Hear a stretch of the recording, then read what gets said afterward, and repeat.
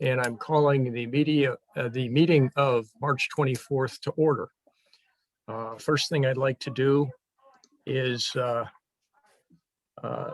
Caitlin, if you could let folks know that may be tuned in as members of the public rather than committee members, let them know that you will be acknowledging any raised hands. And I will tell them a little bit later how this evening will progress in terms of reviewing the applications and inviting public comment. Okay, so any members of the public that are out there, you want to make a public comment about any application, at the end of each presentation, I will invite, you'll raise your hand and Caitlin can recognize you and you can let us know what you think. We will do that for each application separately, not wait till the end. Next thing I'd like to do is, after calling the meeting to order, confirm for the record who is present. This will be a roll call. Please acknowledge your presence. Jane Healy. Here. Chuck Griffin. Here. Don Little. Here. Paul Healy. Here. Tom O'Brien. Here. Mark Rosen. Here. Glenn Richards. Here. Don Walters. Here. Mike Doucette, present. Okay. The way we'll proceed tonight is, first of all, in general, what we have before us with this round is 13 applications requesting approximately $1.5 million in grants. That's roughly 30% in excess of what we estimate to be our available funds this year. We will review 6 of the applications tonight and 7 of the applications on April 28th. With all applicants who are making presentations, I would just like to welcome you and assure you that you can assume that your applications and its the materials you've submitted with it, including letters of support, have been reviewed by each of the members of the committee. And so you can assume we have that basic knowledge that you provided in your applications. As a result, your presentation can be a summary of what you believe are the most important points. Any additional information that you now know you would like to have in front of us with your application that was not presented with it. And then after you have made your summary presentation to us, we will ask any questions or make any comments about it from the committee members. And then I will open up to members of the public who wish to make any comment about your application. I expect that we will be able to operate on roughly 10 to 15 minutes per application tonight. And that's kind of the goal we have. Okay,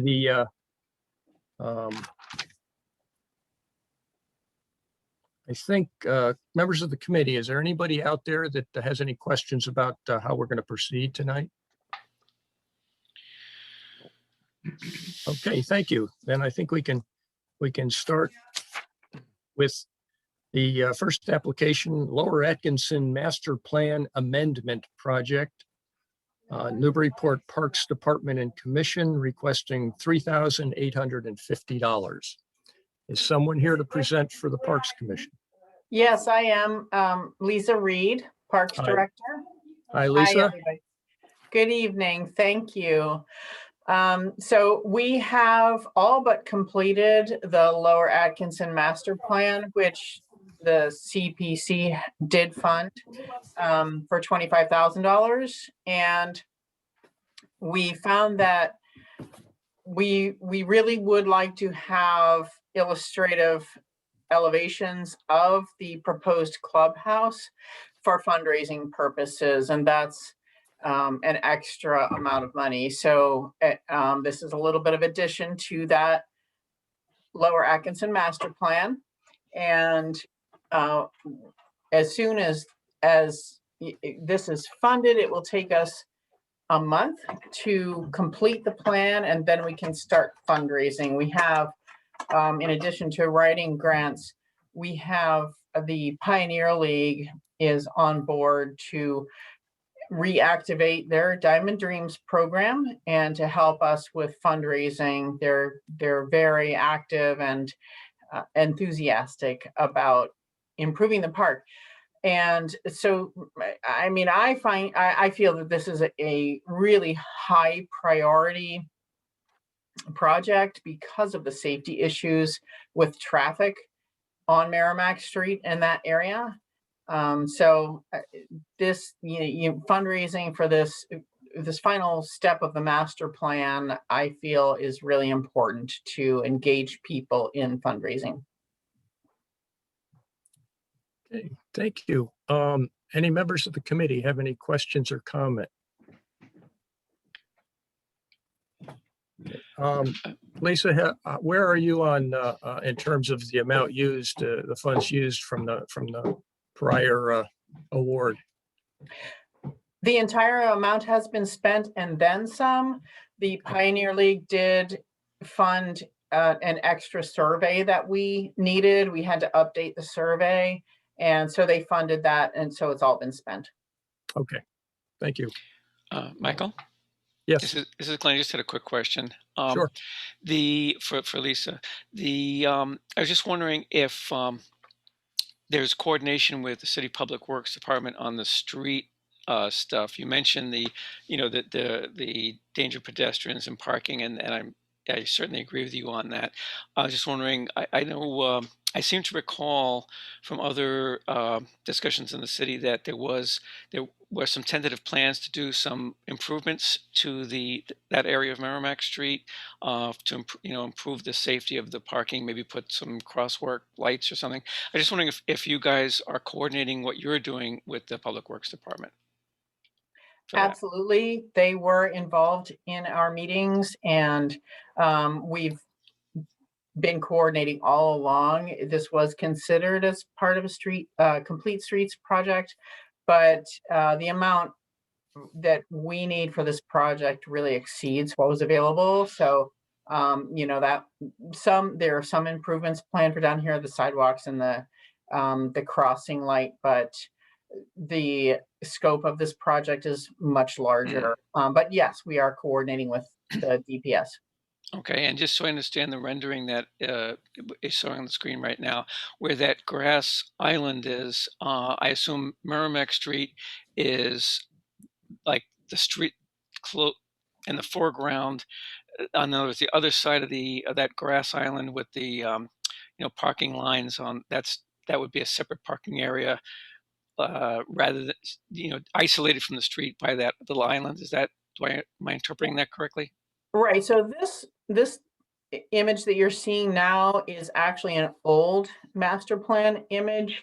I apologize. I didn't send the updated master plan rendering to Caitlin, but it's similar in that the parking will be separated from the street by a planting strip, and the clubhouse will be moved, and the playground will be moved to allow for that extra parking along the street. All right, thanks very much. Any other questions? I have a question for Lisa, and it's really minor technicality maybe, but you checked off open space, and I don't see how that applies here. So again, I have no problem with the application, except I don't know why you checked off open space.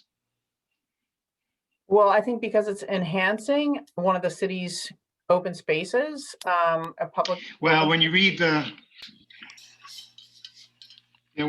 criteria for open space, it really doesn't really fit. Okay.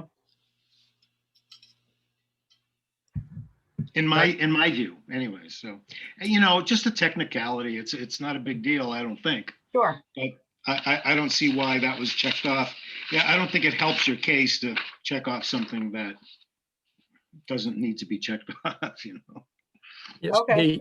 yes, Mark, just as a general comment, we can, as a committee, when we're looking at all the applications, because these are self-categorized in the application, at times we do review them ourselves and determine what we feel collectively is the best category or categories for an individual project.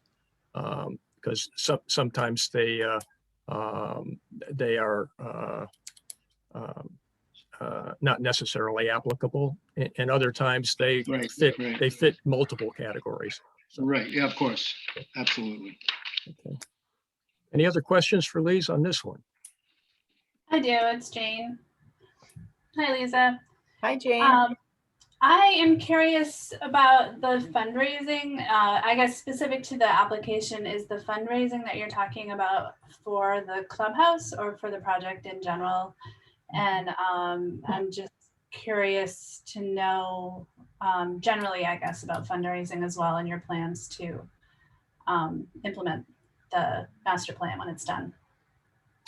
Right. Fundraising is obviously our next step, and it will involve grant writing, looking at trusts, event fundraising. So Pioneer League doing their thing in any way that they can have a capital campaign. And it's a lot of money. We're looking at almost $3 million for the plan that was developed by our consultant. And so what actually today I was talking with the mayor's office about whether we can break this into any sort of phases. Obviously, the main goal is to address the safety issues. And that requires moving the clubhouse, moving the playground. So we may be fundraising in phases. We don't know yet. We're still working on that. But there's a lot of money to raise for this project, but we do feel that it's essential to public safety. Thank you. Hey, any other committee members? Yep, Mike, this is Don Walters. Yes, Don. I heard Lisa mention something about, I'm paraphrasing Lisa, the Pioneer League will do their own thing. Would you mind, if it's possible, in 15 or 30 seconds, explain the roles, responsibilities of the two organizations, and if there are, how much do they work collaboratively, and how much is there some form of independence? Sure. It is city property. The park is on city property. The Pioneer League has used this facility for decades and called it home, really. We're currently working on a license agreement with them, but they have been really incredible in the capital campaign that they have done so far to improve the fields themselves down there. And we feel confident that they can make a big dent in the amount of money that we need to raise to get this project done. So we work together with the Pioneer League. As I said, we have a license agreement in the works, but in the past, we've had a very casual agreement with them. We've worked out, what portions of the annual maintenance we do and what they do. They have been a great partner, contributing probably between $30,000 and $40,000 a year, sometimes more, to the maintenance of the park. So we feel confident in partnering with them on this. Does that answer your question? Yes, thank you. Are there any members of the public who would like to make a comment about this project?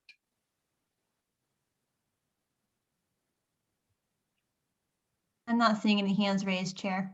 Okay, hearing none. Lise, thank you. Thank you. I assume we're going to hear from you later. Later, yes, I'll be talking about the knock tennis. Kim Turner will be presenting the other projects for the parks. Okay, thank you. Let's move on to the next project on the agenda is the Bartlett Mall Frog Pond Improvements. Newburyport Parks Department and Commission requesting $186,035. Yes, thank you very much. Can you all hear me? Yes, Kim. Thank you. Thank you. Thanks again for your time tonight and the opportunity to present to you this important project. For those who do not know me, I'm Kim Turner. I'm the chair of the Parks Commission. Those who do know me know that cleaning up the water quality at the Bartlett Mall has been one of my most critical goals for parks since I joined the commission 7 years ago. I dream of bringing back the Bartlett Mall Frog Pond to its former glory as a resource that it should be for our community. Tonight, I plan to present both of the CPC applications for the Bartlett Mall together in a single presentation. We have two separate requests for you, but I'm going to present them together if that's okay. And I cannot think of a more worthy project for the CPC to consider, as it encompasses not only open space and recreational resources for our community, but also one of the richest historic assets in Newburyport. Next slide, please. Should be noted that the earliest maps of the mall are still recognizable today. The mall really has not changed that much from the 1600s, when early colonial settlers used its kettle hole as a place to graze and water livestock. The mall is Newburyport's original town common. In the 1700s, the mall was used for industry. There was rope making, ice harvesting, a windmill, and a potash factory. It was also used as a training ground for militia that would go on to fight in the Revolutionary War. In 1800, it was transformed from a place for industry to one for beauty and pleasure exclusively, and it remains that way today. Next slide, please. In 1800, through the efforts of Captain Edward Bartlett, the promenade in front of the courthouse was created, and a deep ravine at the head of Green Street was actually filled in at that time.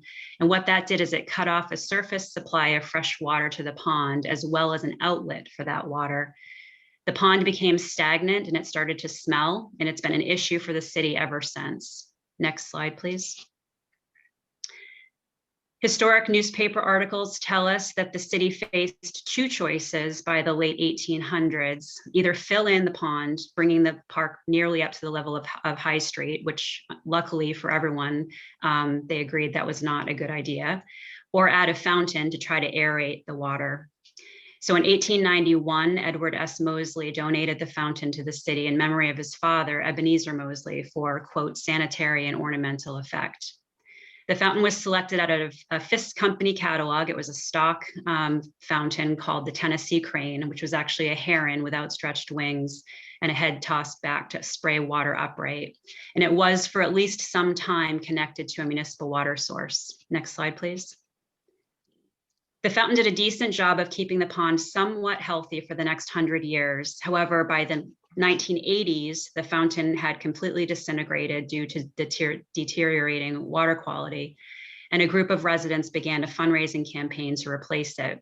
In 1987, Jeffrey Briggs, who's a resident and an internationally renowned carousel sculptor, you can actually see his work at the Rose Kennedy Greenway Carousel in Boston. He donated his time and design for a new fountain. Because the Tennessee crane was often mistaken for a swan, he cleverly designed 3 intertwined swans that would all spurt water, thereby increasing the water output and aeration of the pond. He also changed the color of the fountain from dark to white so it would be more easily seen across the pond. At that time, Jeffrey and others warned the city of the water quality of the frog pond, but the city opted not to connect the fountain to a municipal water source, and the city also made the decision to divert any remaining surface storm water from the neighboring streets to the pond. And many believe this further contributed to the decline of the pond. In fact, the water quality was so quickly and severely declined that after 1987, the fountain had to be turned off within a matter of years due to discoloration, and it's now been shut off for almost 2 decades. Next slide, please. So what has the city done since the 80s to resolve this issue? Well, in 2014, we hired an engineering firm to study the pond. They identified arsenic, chromium, and lead, which are all fairly common legacy pollutants in the subsoil, and TP, or total phosphorus, in the muck. They recommended at that time dredging the pond, which is both extremely expensive and not very environmentally conscious, as it makes the toxic soil somebody else's problem. Some believe you would not actually be able to dig deep enough to remove all the heavy metals and cyanobacteria, which would cause a proliferation of that cyanobacteria and many more harmful algae blooms, because cyanobacteria is actually limited by the TP in the muck. So when the TP is removed, it causes those blooms to occur. Next slide, please. So in 2017, the city took a chance on a pilot project. That was a grant-funded project, about $70,000, that used a reverse osmosis system to try to clean up the water.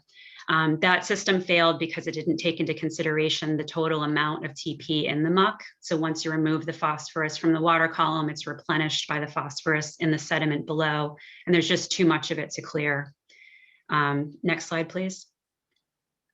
So we're at a critical point now. This pea green color in this image, it's not a mistake. This is the actual color of the pond when this picture was taken within the last few years. It's indicative of cyanobacteria and hypereutrophic conditions, which cause these harmful algae blooms that are toxic not only to wildlife and small animals, but also to humans. In fact, a local resident, Vlad Novotny, who's a water scientist and we've been speaking with for some time now, was alarmed by this image and warns us of its seriousness. Next slide, please. In 1887, I'm going to go back a little bit now, the Mal Improvement Association was founded, and that was a group of concerned citizens who wanted to protect the Mal. And that year they hired Charles Elliott, who's a seminal feature in American landscape architecture, to design the park. His vision included three things that we see today. Number one, precise landforms. So those are those sloping edges. Two, a simple planting plan that consisted of spaced trees in rows with high canopies, allowing for long vistas without distracting colorful flower and shrub layers. And three, the water. However, there were two other goals that he had that were never realized, and these include a stable water's edge and a consistent water level. And we now have the ability today to realize the full vision of the 1887 plan. Next slide, please. So the edges of the pond are compromised. We know that we see some rise in water level in the spring, and the banks are overflowing.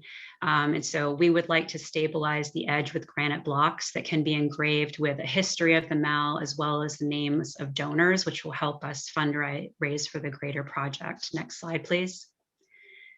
And again, the water level is not consistent.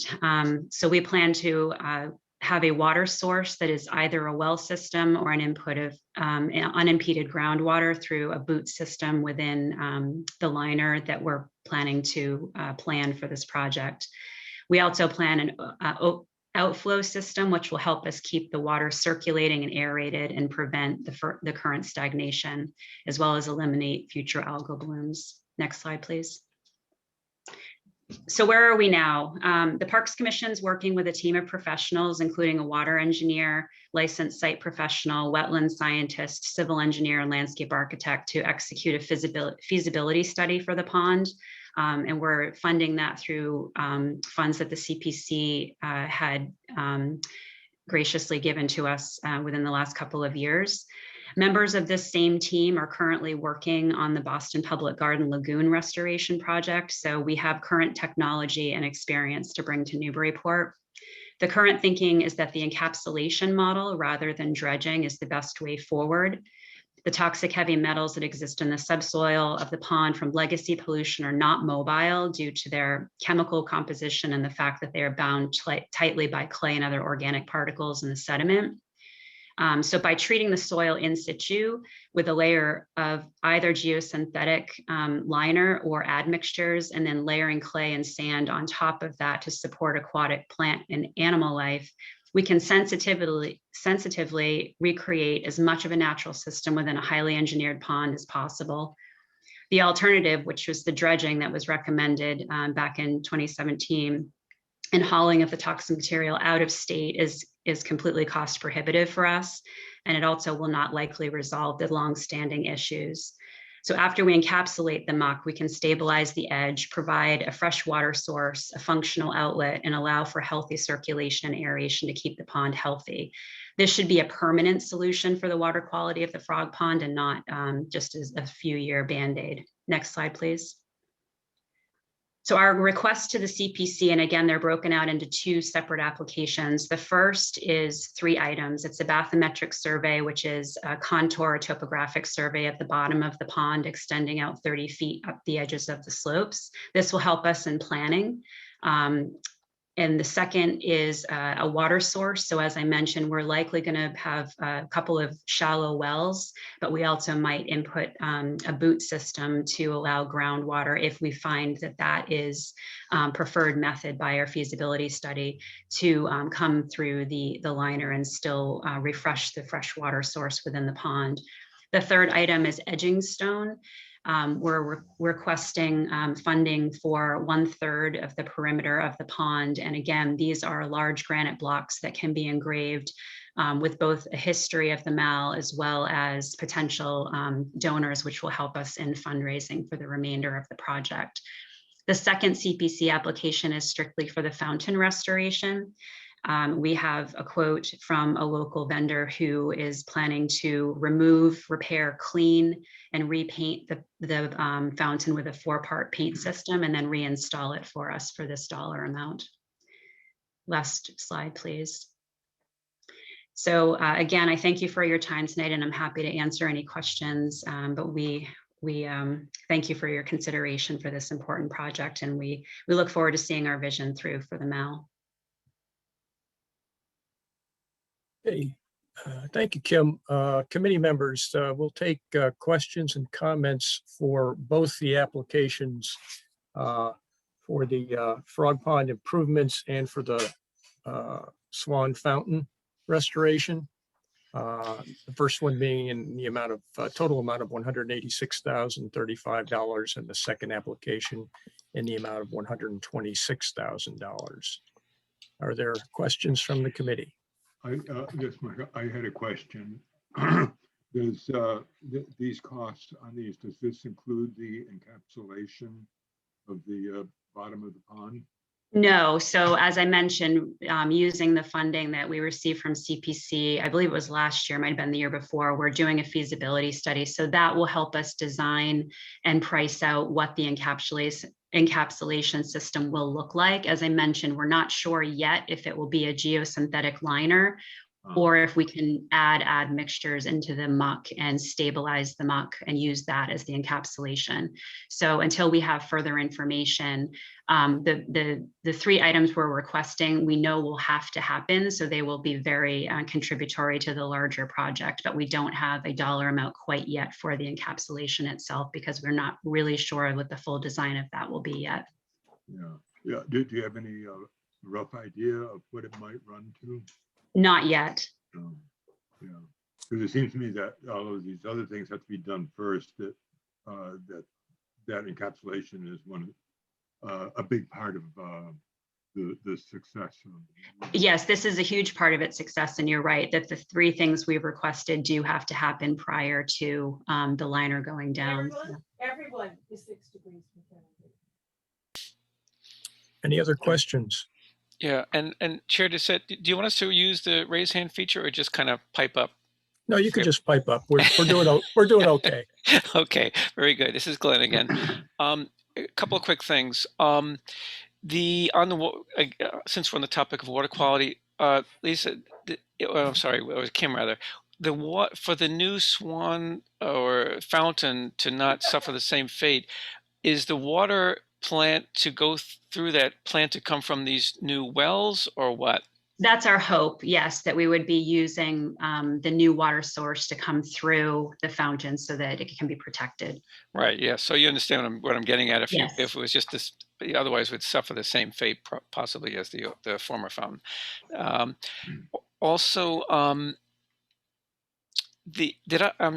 please pardon me if I missed this in your presentation somewhere, the whole overall plan for this water amelioration or pond amelioration program, has that pretty much been determined that the plan you've got in place that you've described, with the dealing with the muck and the wells and the fountain and all that it at least has a good chance of actually working? Oh, I believe so, yes. And all the people that I've spoken with, and again, if a wetland scientist, a water engineer, an LSP, everyone seems to believe this is the right path. Okay. And my last comment is really a comment, not a question. It's just really for my colleagues on the committee here. As you may or may not know, I'm the representative from the Historical Commission on the CPC. We did hear from the Parks Department at the Historical Commission, and we were impressed with the commission in general was supportive of this application. So you probably, if you didn't already know that, now you do. But I did want to point out that there was some discussion, or the only concern that I remember hearing was around the possibly exchanging donations for things to be engraved on the granite stones or whatever, how that is. There was some concern about the appropriateness of that. I was kind of wondering if the city had any policy regarding that. I know that technique is sometimes used in private locations as a fundraiser, but I think the public, the citizens and the city itself might be concerned, especially if there were no constraints on what one was allowed to put on these, blocks and that sort of thing. Any comment on that?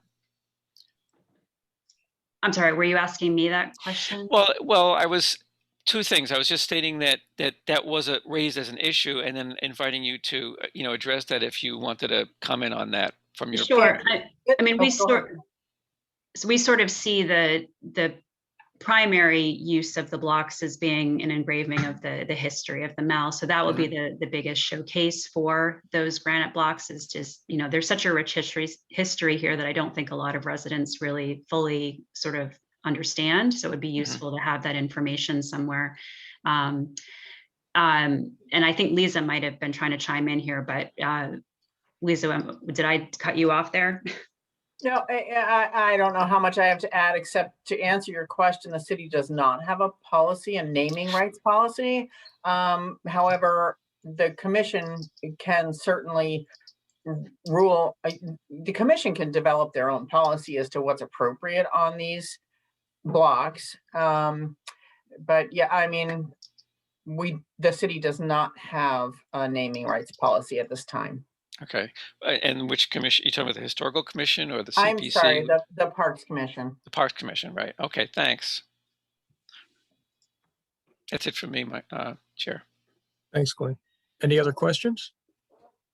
I do. Yeah, Mike, it's, go ahead, Jane. Thanks. Thank you. This is just so exciting. I'm really thrilled to see this plan come together. Living just down the street from the Mao and using it all the time. And a lot of my questions and concerns have been answered. I was wondering about the dredging, the contamination. So I think I'll just get into I have a question about sort of nitty-gritty question about the fountain. And in the application about the cost of the work, it says that it's just for cleaning and no repairs of the fountain. And also it doesn't include plumbing or electrical. And the $126,000 sounds steep just to clean the fountain, although I'm not I'm not a cleaning expert of fountains. But I was wondering if you could speak to that, especially about the non-repair component of it.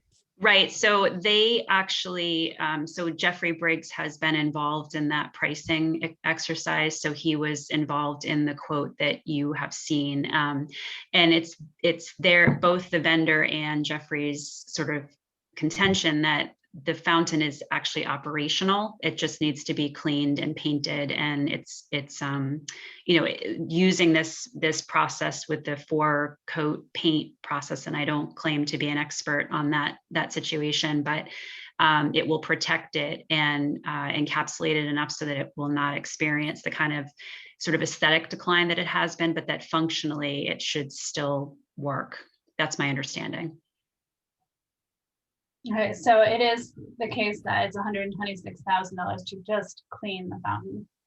Well, I think the repairs that they have noted is sort of like some of the hardware. So I think it's sort of, and I don't have it right in front of me, but I think that the minor sort of aesthetic repairs, that was all inclusive. Thank you, Caitlin.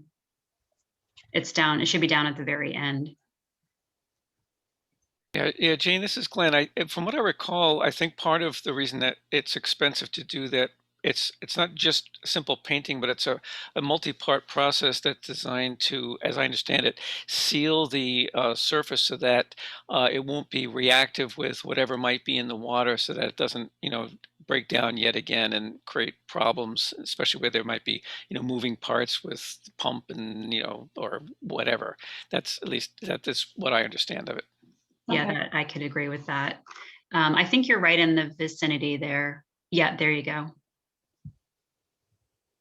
I was looking at number 3 specifically, and then number 5.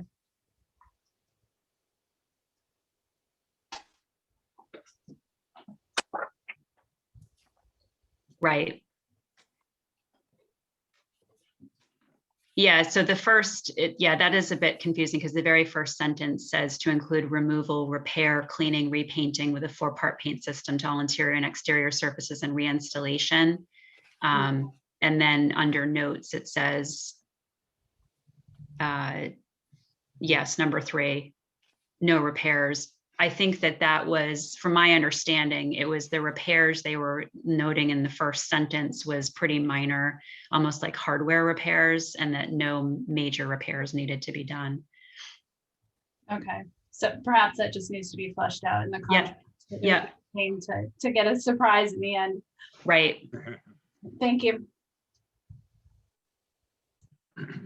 Any other committee questions? Yeah, Mike, this is Don Walters. Several questions, somewhat of a follow-up to Jane and perhaps Glenn's. I'm still, I think we need some form of a timeline on the fountain, because if in fact there has to be new pumps, because it seems to me there's not a complete engineering study of what needs to be done with the fountain with respect to water flow. And I do understand also that what Kim, you just said is that you're doing the interior and the exterior. So I'm guessing somehow you're going to go in and do a four coating system, even on the interior of where the water flows. And I would think that would typically have a different protective system than the outside of the fountain that is exposed to the ambient air and perhaps some form of spray or whatever coming from the fountain. So I guess what I'm saying, the short of it is I would feel more comfortable if there was a bit more of an engineering study associated with everything associated with the fountain, just not protecting or restoring the fountain. So that's my comment on the fountain.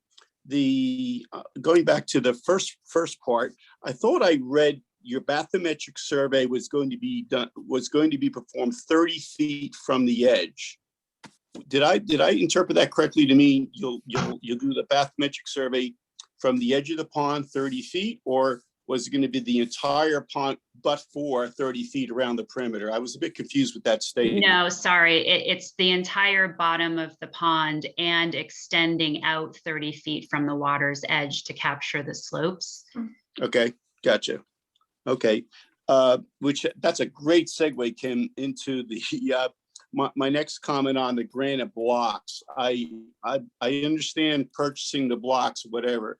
My concern with actually, if whatever percentage, I think you said a third or whatever we inscribe or whatever, that's a different issue. I guess bottom line, it was my concern about the structural stability. Somehow there needs, again, to be some form of a study to say what type of a subgrade, how does it need to somehow be reinforced, et cetera. So you don't have these stones and then you're going to find out, just like you see in brick sidewalks, some are going to settle, then we're going to hear about tripping hazards, there's going to be operation and maintenance, or maintenance, I should say. So anyway, I would just, I would just ask you to consider that and let us, or what is the plan to do that? Because I'm not sure that other work needs to be done, and I didn't necessarily see where is that scope of work, the engineering associated with geotextiles to stabilize and separate, et cetera. Well, so part of the block, if we use the geosynthetic liner, it would be to secure the edge of the liner around the edge of the pond. And these are not sidewalk stones. They're 20 by 30 inch, 6 foot long granite blocks. So they really shouldn't be moving. They would So be put. Again, my question though is on the timing. You're not talking about the liner. There needs to be other type of see what to do, et cetera. And I thought with respect to the request for the blocks that you were going to buy the blocks. So I'm assuming you would not place the blocks until you have the liner spec'd out, engineered, and also installed, and then you would put the blocks. So I guess I'm questioning Kim some of the timing here. Correct. So in the application, it says the acquisition of the blocks. So we're hoping to acquire the amount of stone for 1/3 of the perimeter. And then when we're doing the feasibility engineering study currently, we've signed the contracts this week. We'll have that study done within the next 4 to 5 weeks. So knowing the length of time that the CPC applications take, we thought we would be able to hit the ground running once we have that study done in the next 4 to 5 weeks.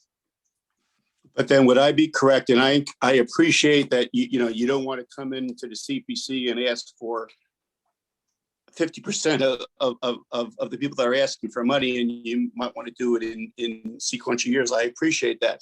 But on the other hand, you're going to do the study, but the liner may not be installed for 2-3 years. So you're going to have these blocks, and it's possible you'll have these blocks stockpiled for X number of years.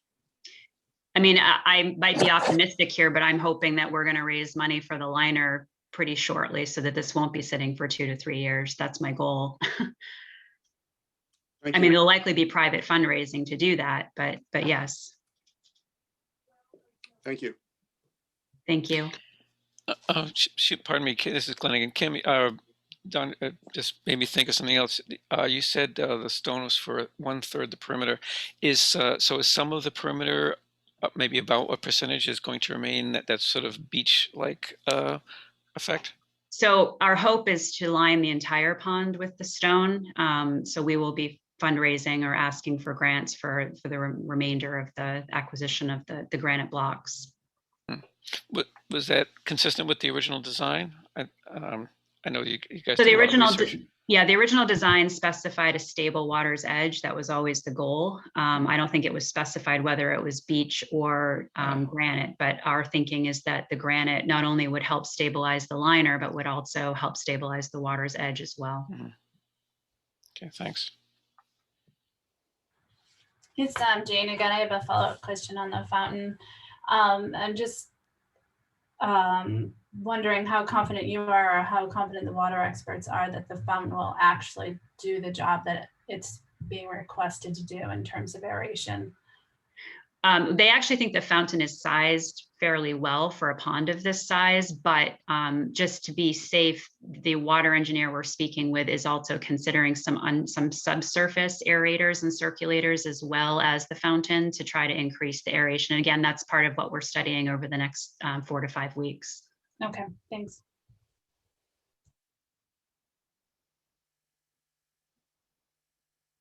Any other questions? Don Little, I have a few questions. Okay, Don. I'd start with the similar comment to Mr. Walters. The application in the granite talked about, use the word stockpiled. And that's 132,000 out of this application. Just a comment, I heard the answer, but I had the same reaction. As far as the wells, I was wondering why 2 wells are recommended instead of just 1. I think it's just a flow thing. These are shallow wells, so not artesian wells, so they'll be closer to the surface. And again, what we're meaning by that is a water source. It might be that the groundwater, the hydrostatic pressure here, which is one thing that we're going to be studying over the next month, is ample, and we can do, as I described previously, a boot system to allow some of the groundwater to seep through the liner. But the 2 wells was sort of a baseline from the experts that we were speaking with that would be enough to accommodate the periodic dewatering and rebounding of water to get the circulation occurring in there. So I'm just relying on what I've heard from the water experts. Okay, that's fine. I can certainly come up with numbers, but and if that takes that, what I think would be realistic. So 3 years ago, the Parks Department was awarded a grant for $10,000 to study the fountain. And I guess my understanding at the time was the thinking was the fountain was sinking. Is there any update on that theory? We do not have an update on that as of yet, but it's something we're going to be looking at as part of this feasibility study. So that's being studied right now. Okay, and I guess my other comment might be for Caitlin. The granite estimate was $132,000, and repairing the fountain was $126,000. What are those? Do those qualify that they need to go out to bid?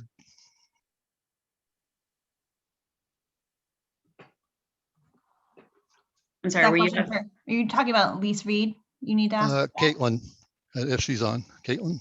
I'm on. I don't know the answer to that question. Sorry. So anything over, if anything over 50,000 will need to go out to bid, yes. I thought so. Yep. Hey, this might.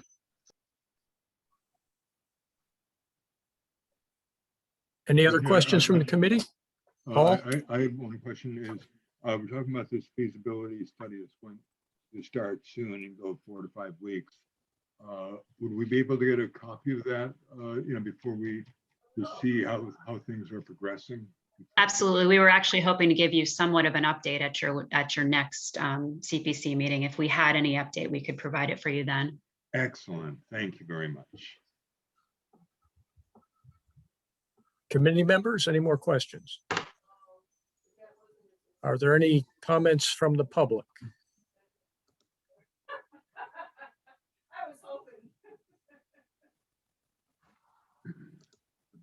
Hearing none. Not seeing any hands raised, Chair.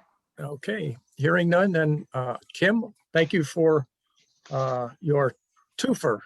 Yeah. Thank you very much. And we will be moving on to the next application, which is the Atwood Park lighting improvements, Parks Department and Commission requesting $33,000. And that is me again. So you get to hear me 3 times tonight. Welcome back. Thanks. So thanks again for your time tonight. This is a much shorter presentation. We'd like to present to you our request for lighting improvements at Atwood Park. Next slide, please. So Atwood is a half-acre park in the heart of the South End. It was founded in 1976. It's well-loved and well-used. Provides visual and physical relief for the density of the South End neighborhood. On any given day, residents can be seen walking dogs, riding trikes, playing basketball, sitting on the benches beneath the honey locust trees. We've made several improvements to this park over recent years, including fencing, tree work, some new plantings, and removal of the central berm that was like a brick knee wall that was elevated. And that was all done to improve visibility within the park. There's been periodic undesirable nighttime activity over the years, but this has increased over the last 12 months since the COVID-19 pandemic began. Neighbors have filed numerous complaints and reports of activity to various city officials and the police over the last 12 months. And we believe that lighting will help remedy this problem in a fairly inexpensive manner. Next slide, please. We're currently proposing 4 post lights. The lights will be spaced along the main pathways in order to disperse the light evenly throughout the park. And they're located by those yellow dots. Next slide, please. we're proposing, and the Parks Commission has approved, lights that have sort of a contemporary spin on a historic form. They're durable, they're dark sky compliant LED fixtures that are an appropriate scale for this neighborhood park. And the total request for the 4 post lights is $33,000 utilizing prevailing wage. And I'm happy to answer any questions on this one. So that's materials and installation. Yes. Okay. Questions from the committee? You already answered one of mine about the installation. I did just a kind of a related question, pardon my ignorance here, but does the Atwood Park include that section that goes around School Street towards, was it, you know, the where that oval section is, Yes. across from the Garrison? So that whole, it's Yeah. like an L shape?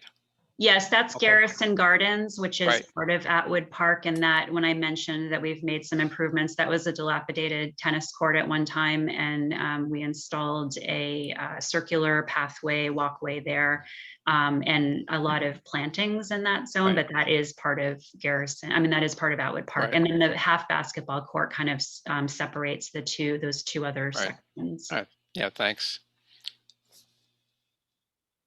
Other questions? Don Little, I had one question. Yes, Don. In the application project summary, it stated that these lights are high quality and vandal proof. Could you expand on that?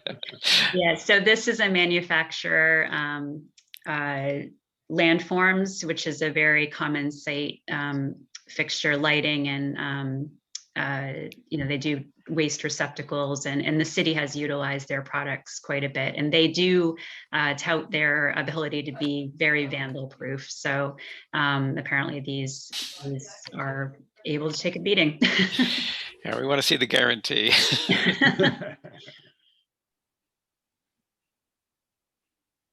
Other questions? Yeah, I have one. Okay, Mark. So the theory is that this would reduce nighttime noise in the park. Is that correct? Nighttime activity. So I won't get into details, but the neighbors have written a letter about some of the undesirable activity that's been occurring in the park. And the thinking is that if there was some more lighting, so it would be more easily seen, that it would start to prevent folks from hanging out there after dark. It's not necessarily about the noise. Well, okay, I'm not sure about the logic of that, and I'm not sure how it fits the CPC, because it really sounds like a security issue to me, not a recreational issue. So that's why I asked the question, and I'm not sure it's logical that putting lights would reduce the use of the park by, you know, nice folks, you know, so I don't know.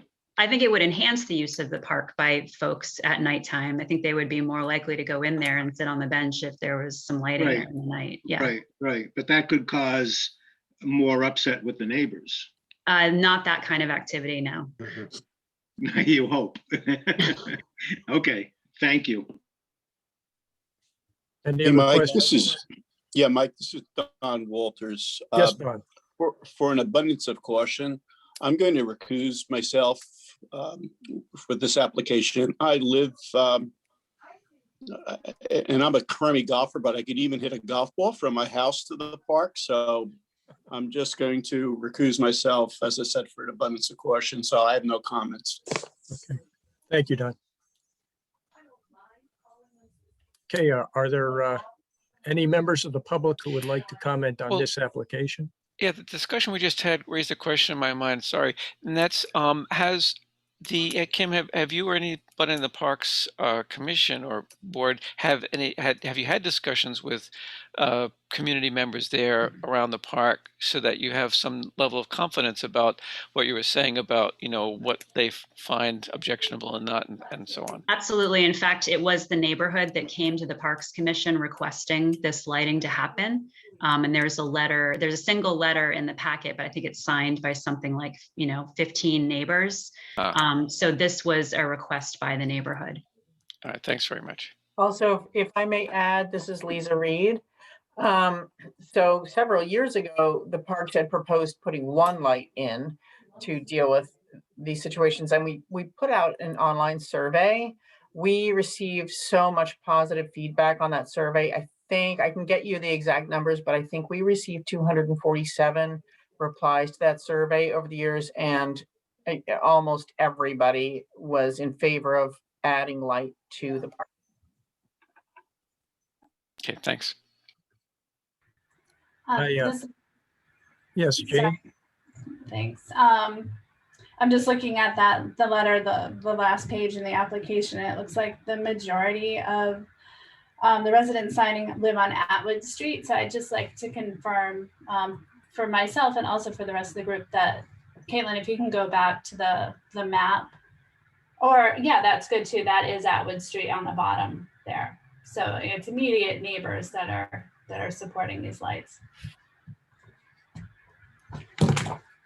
We had a Parks Commission meeting about this where we presented this in a public format as well, just if you're concerned about this being open to the public. So everyone, it was advertised and everyone from the community was welcome to attend.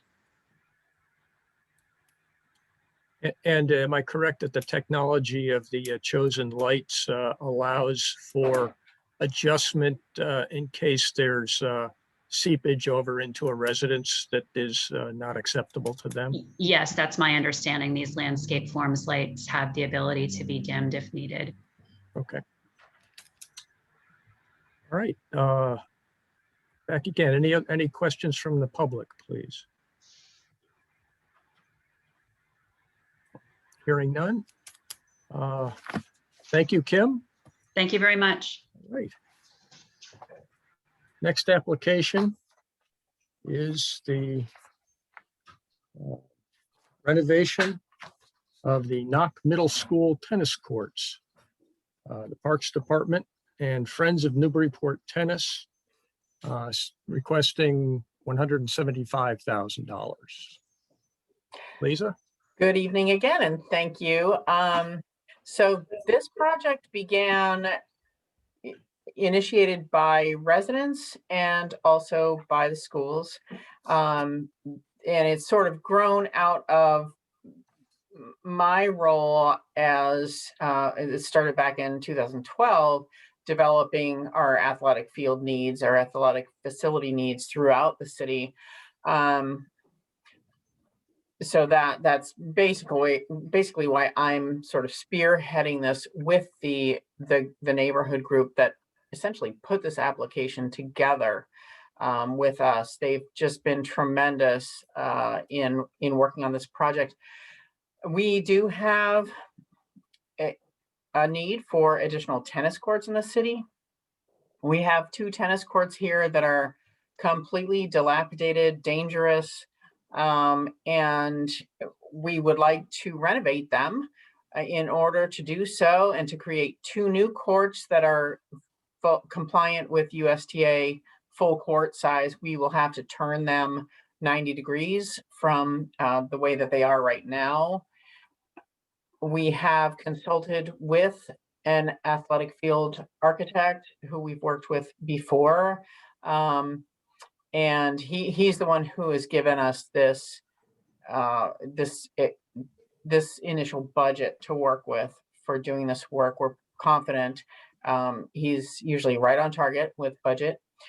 And we feel it would not only beautify this area, but it would provide recreation that's so much needed. I mean, this picture actually is one of the more flattering pictures of this area. It's really in terrible shape. The schools don't use it at all. So once these courts are refinished, the schools can use them for not only recreation, general recreation during the day, but also for their teams. We currently have the home courts for the tennis team are at Atkinson Common. There are 3 courts there, also in need of some repair, but they are currently functioning for the tennis team. They're about half what the team needs. The team really needs 6 courts in order to have a normal match. Right now, they pretty much extend their matches to about twice as long as they should be. So that's, so that would, this would address one need. They may be able to maybe have JV at one set of courts and varsity at another. And then just in general, having residents be able to use tennis courts. I mean, I get calls all the time for people wanting more tennis court space, and this would provide that for them. So we're looking at this as a real enhancement to the city's recreational spaces. And we've got a great volunteer engine behind this with the residents who've been really working on this, put so much time into it recently, but also met over the last few years working on this project. Lisa, Mike Doucette, question, what's the school department's position on use of this land? So they're very much in favor of this project. It was approved at a school committee meeting. And I also received a letter from the facilities manager, Steve Burkholm, saying that they would absolutely love this project to happen and they would take on the maintenance of the facility once it's improved. That was my next question. Yeah, okay. Any questions from the committee? I had a question, Mike. Okay, Paul. Who would be controlling the use of this field, but who gets to use it at what times, etc.? I'm having a hard time hearing your question. I'm sorry. Who controls the use of these tennis courts? As to who gets to use it at what times of the day?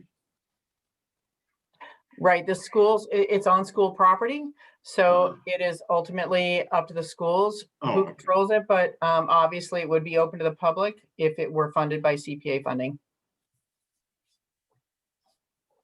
But the school would decide when the public could use it. I would assume so, yes. Yeah. Okay. Yeah, this is Glenn. I had a very similar question to Paul's in that it occurred to me that if tennis is becoming that much of greater interest, might it become so popular that there's, a conflict arise between, people wanting to, more people wanting access to the courts than there are courts to provide the access. And I think that's what Paul's trying to get at. How would, is there any mechanism by which things would be scheduled or anything like that? Well, we already have that problem in the city. We have conflicts all the time with people wanting to use courts and there's no availability, but I would assume that, and I don't know because I would not be managing the use of these courts. However, the schools do have a permitting process and a schedule, an online schedule. I would assume that they would have set times when they would use it and the rest of the time it would be open to the public.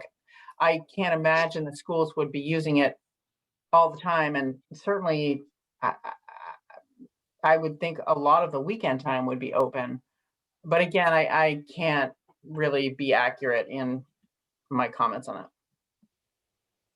Okay, well, that's helpful, actually. I didn't know that there was anything at all. It sounds like this city has something online or something just for scheduling.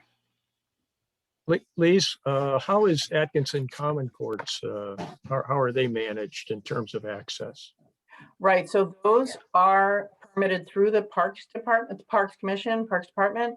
We do have an online scheduling separate from the schools. However, the schools have priority, so we ask them to schedule all of their time early in the season, and then we open it up to whoever else wants to schedule time on the courts. Would there be a possibility that these new courts could be included in that system with the agreement of the school department? I'm sure we could open up that discussion. You don't sound hopeful. No, not at all. I didn't mean to sound that. I think it's just something that has to be talked about at a public meeting with the school committee and the Parks Commission. Sure. Okay. Thank you. Any other questions from the committee? I have one. Yeah, Oh, go ahead, whoever that was. I'll go. No, that was Don again. You and I must be on the same wavelength, but you go ahead, Jane. All right, thanks, Don. Lisa, I'm looking through I think it's the Huntress Associates proposal, and it mentions, I think somewhere else in the application it does as well, that the design is for 2 existing tennis courts and the construction of 3 new tennis courts. And so the $25,000 for design, that includes 5 courts, I guess, is that correct? And if it is, are those 3 other courts imminent, and where would they be located? Okay, so we had gone back and forth on what to apply for here, because ultimately it would be fantastic to have 5 courts, and there is space here for 5 courts. However, the cost seemed to be more than we really should ask for at this time. And so we thought we can design for 5 courts. So that's sort of economies of scale. Let's get the design done. But then simply we're asking for construction of 2 courts at this time, which could be added onto in future. And the other 3 courts, I read this a couple days ago, so I might be imagining it, but was it near the ballparks? Is that what the current thinking is, or did I just make that up? Yes, it's all part of the same. It would just be an extension of the courts we're building now, and it would extend into the existing, what used to be a softball field is now used as sort of a general purpose open space area for the schools. Okay, so they'd be close by, if not It would all be connected. Mhm. Okay. And this isn't really a question for you, but wondering if you know the answer. Currently, I believe anyway, the high school only has a girls tennis team. And as a mother to a son who's an avid tennis player, that's disappointing. I was wondering, have you heard anything about this enabling the space for a boys tennis team? Right, I would like to comment on that. I think that with more tennis facilities available right there at the school, it may encourage the use of the tennis courts and more people to get interested, especially, I mean, just during the day in their general course of phys ed, they may get more exposure. Thank you. Other questions? Other Could I have questions? one thing, I sort of follow up on a previous question about permitting the space and whether that could be put under the parks permitting process. I do want to just say that the skate park is on school property, but so there is a precedent. The Parks Department manages that now, and it's under Parks jurisdiction, and so it's sort of double jurisdiction. So and it's working out well. We're beefing up the management there since we have taken over jurisdiction of that, and we actually work quite well together with the school committee. So just I wanted to point out that there is a precedent there for sort of shared jurisdiction. Thank you. Any other? Yeah, Yes, Mike, this is Don. Yeah, Don. Lisa, when they redesign these courts, and I think you said make them compliant with some type of a standard, whatever. I'm assuming that there's not something that you could also take these courts and, if need be, even on a temporary basis, make them pickleball courts. The only reason I'm asking, I'm looking at the pictures of my colleagues and I see the demographics. Absolutely. For all of you guys that don't know, and ladies and gentlemen, pickleball is very appropriate for people, let's just say that, I don't know, are over 50. How's that? I'm trying to be politically correct. As Groucho would say, I resemble that remark. Well, I have to say that pickleball is certainly an up and coming sport here. It's here and people love it. And there are a lot of people calling for official pickleball courts in the city. And they certainly can share tennis courts. It's just a matter of painting lines which can be used on tennis courts. We did have a pilot test doing that down at Perkins Park. We still have pickleball players who use those courts all the time. It would have to be a public discussion with the neighbors, whether to create these as pickleball courts as well, but there's no reason mechanically why that couldn't happen on these courts. And thank you, Lisa. And just to be clear, the discussion, you don't need the discussion with the neighbors because there's 2 existing tennis courts. I'm assuming that if you were going to expand from 2 to 5, as you said, and that's not part of this application, then as an extension of what you just said about pickleball, would I be correct in assuming you would have to go back to the neighbors and also talk about the expansion from 2 to 5 tennis courts? Oh, yeah, I would. I mean, I do, but you see, my attitude is everything's public and we need to make every decision public that makes a permanent change to a public space. So I guess that's where I'm coming from when I say, yes, if we wanted to construct a 5-court facility here, I would go back to the school committee and the public and make sure that there weren't any concerns and everybody was on board with that. Thank you. Lisa, just a general comment, and when you're planning new space of this kind, I hope that the engineers would also add in the possibility of bike racks, because they're few and far between at many of the sites that folks might be traveling to by bicycle. Absolutely, 100%. No reason not to, especially at a school, but anywhere. Yeah. Thank you. Are there any members of the public who'd like to comment on this application? Chair, I'm seeing Kyle Hodgson with his hand raised. Hi, Kyle? thank you. My name's Kyle Hudson. I'm the athletic director at Newburyport High School. And I think I could have answered many of the questions that just came up regarding the use of the facility. We currently have about 45 girls on average in our tennis program. In a typical match, we use 5 courts at one time. So a typical match may end in an hour and a half, but due to only having 3 courts and how we have to stagger them, our matches are lasting sometimes up to 3 hours, and the JV match can't even play during that time. So we have a major need in the city from a school standpoint for tennis facilities.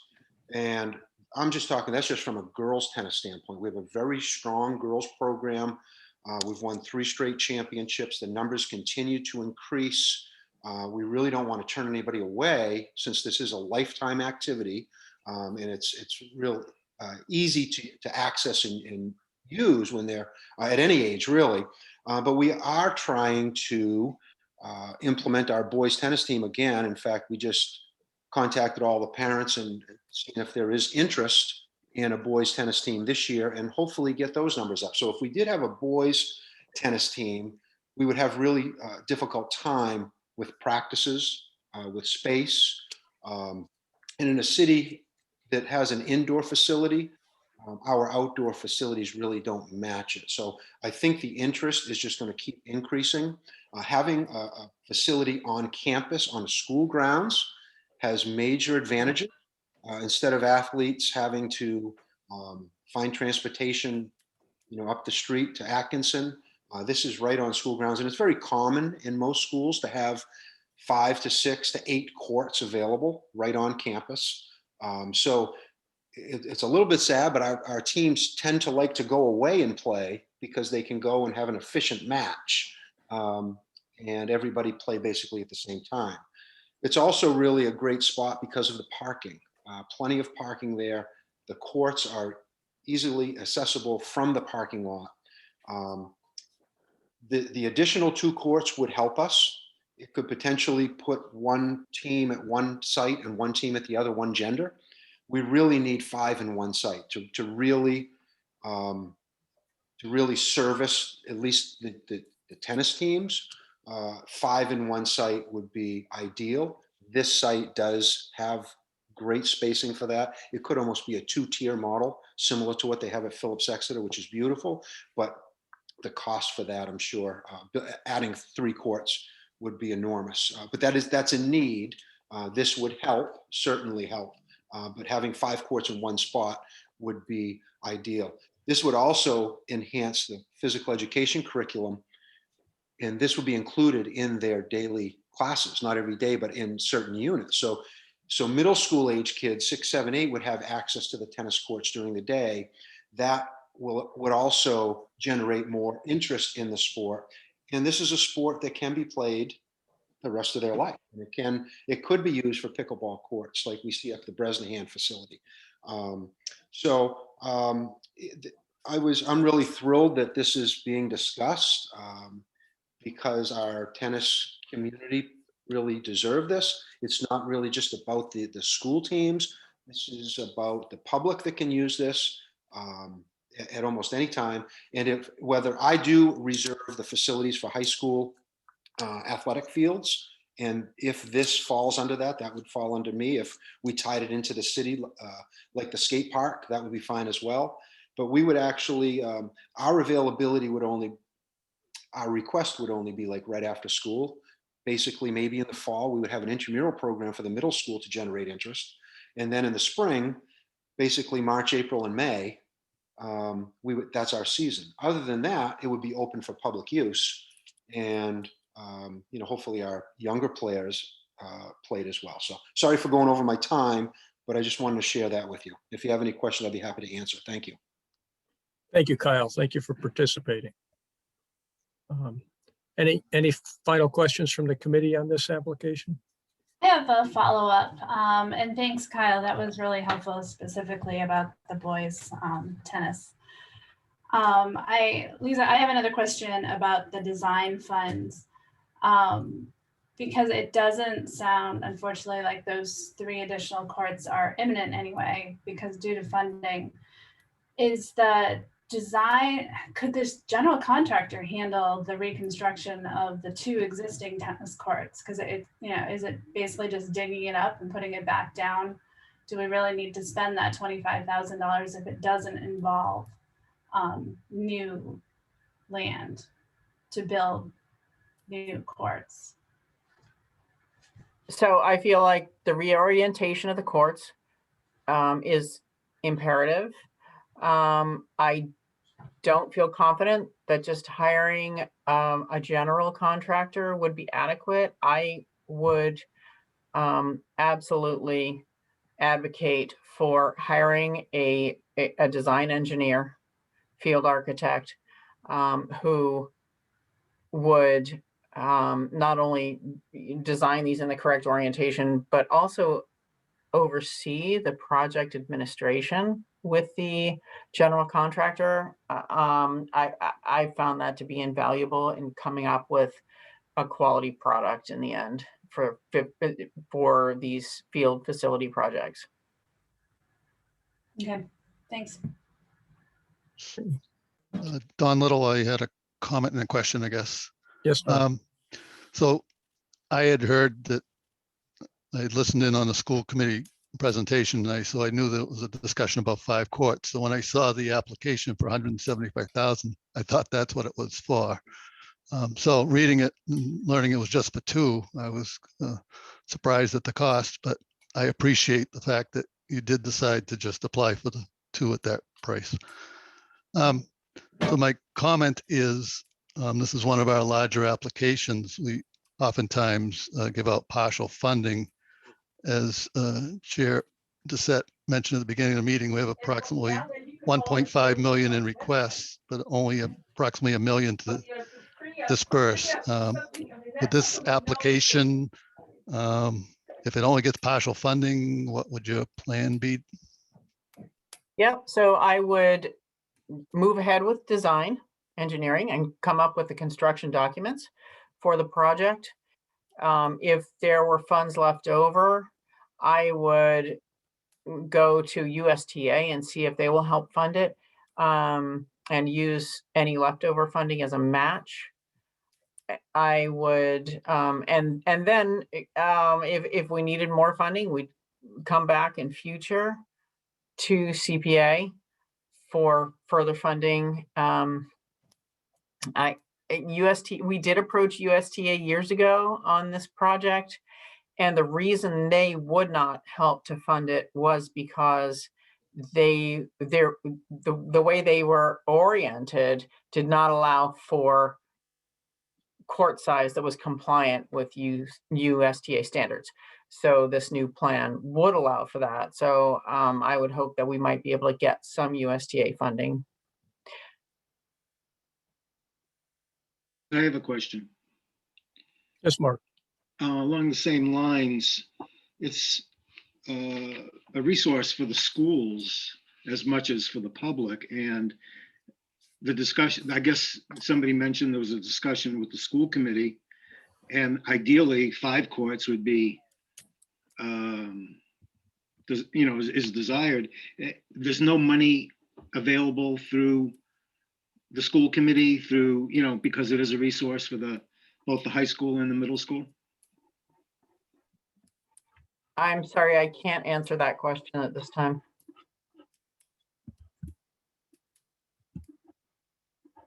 May I ask why?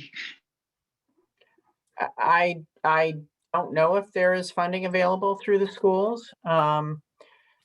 We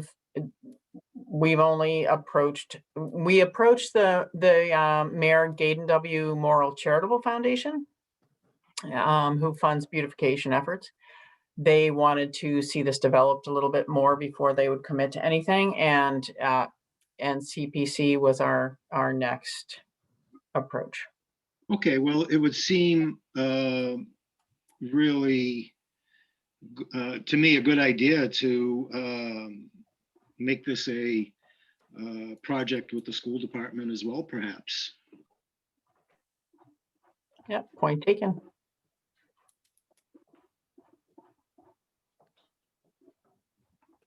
Any, Don Little, I could speculate on that in the application. There's some school committee meeting notes in their capital improvement plan lists.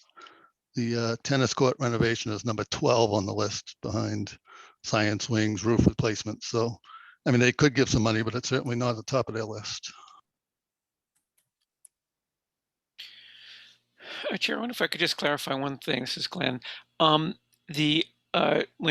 Jane asked a question about just it seemed like a lot of money for what seemed like simple replacement of the courts, but I think the way that was phrased, it may. I just want to understand that it's not feasible to simply like resurface the existing courts. They need to be reoriented 90 degrees because the real estate isn't available to make a correct size court in that orientation. Do I understand that correctly? That's kind of one of the reasons it's a lot more expensive. You got to do rip them completely out, regrade or whatever, and then install the new ones in a different orientation because that's the only way to get the correct size. Yes, that's correct. Okay, I just want to make sure I got that right. Thanks.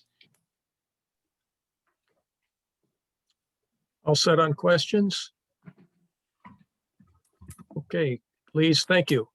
Thank you all. Okay. Last but not least, we've got the application for the Open Space Reserve Fund from the City of Newburyport and the Open Space Committee. Generally, I have come to the meeting, one of the other Open Space Committee members to actually do the technical presentation of the application.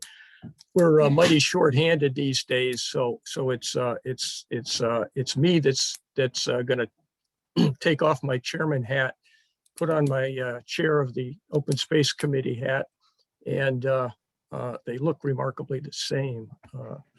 And just briefly describe for you what is the returning committee members will be very familiar with, and explain for the benefit of the new committee members that what we do on an annual basis via the Open Space Committee is request that funds be reserved into the open space reserve account that is a placeholder and a savings account in order to be able to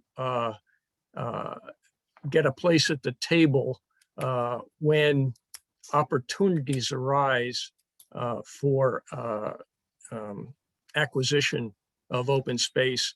And generally that's get our place at the table with other team members who all have some money to be able to put into a pot and get an acquisition done, as we did last year with that water protection project over in Newbury.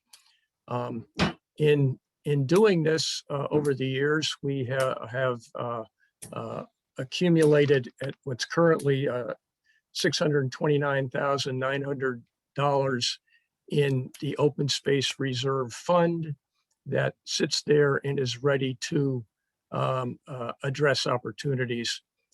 This request is to add $100,000 to that amount to continue not only restoring amounts we've spent in the past, but continue growing that fund so that we've got what I like to call real money because of the amounts that are involved in acquiring open space opportunities, whether they be acquisition of title or acquisition of conservation restrictions, etc.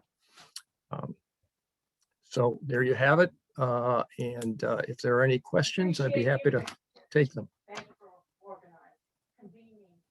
Chair, this is Glenn. In the application that's showing there, it says you want to have there's reference made to potential things that you are, quote, watching. Are you at liberty to divulge any more information on that? Really, no. That's a difficult thing. There is a significant parcel that the primary player on it will likely be a Greenbelt.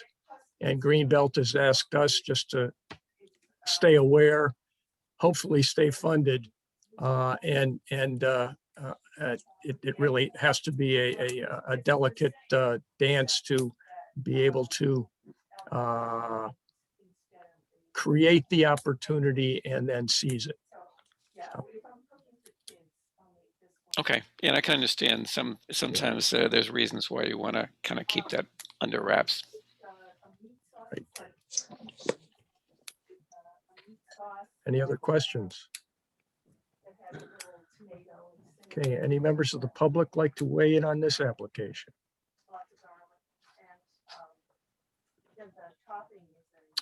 Hearing none? That ends our presentations for this meeting. Also on the agenda, some miscellaneous business, including the approval of the minutes from our February 24th meeting. They were circulated to the committee in the packet. Are there? Mike, this is Rachel. Can I just make a comment on that? Because I just want to apologize because I know that what was included in the packet was just a mess, just all crossed out. I don't know what happened when I sent that. So I did resend the actual document. So I hope you got the revision. I did. And be much easier to follow. Rachel, I want to tell you that's happened to me in my business. So don't worry about it. Thank you. I was a little embarrassed. Thank you. Okay. I'll take a motion to approve. Motion to approve. Second. That's Paul. Second from Tom. Any questions, discussions? Okay, we'll do a roll call for approval of the minutes of February 24. Okay, Jane Healy, Yes. Chuck Griffin, Yes. Don Little, Yes. Paul Healy, Yes. Tom O'Brien, Yes. Mark Rosen, Yes. Glenn Richards, Yes. Don Walters, I'm gonna abstain, Mike. I missed the meeting. Okay, thank you. And chair votes yes. Okay. Our next meeting for the 7 remaining applications to be reviewed is April 28th, 7 a.m. Also be online, just like this one. 7 And- PM. PM. 7 Yeah. a.m. Oh, okay, you're right. Sorry about that. And also at that time, I'm hoping to get an update on our budget, the amount we have to work with. So any other new business from anyone? Okay, then I'll take a motion to adjourn. So moved. Okay. Second. Moved and seconded, and I'll do this by voice, guys. All in favor? Aye. Aye. Aye. Thank you. I'll see you in a month. Thank you. Bye. Thanks, Aye. everyone. Good night. Night, night.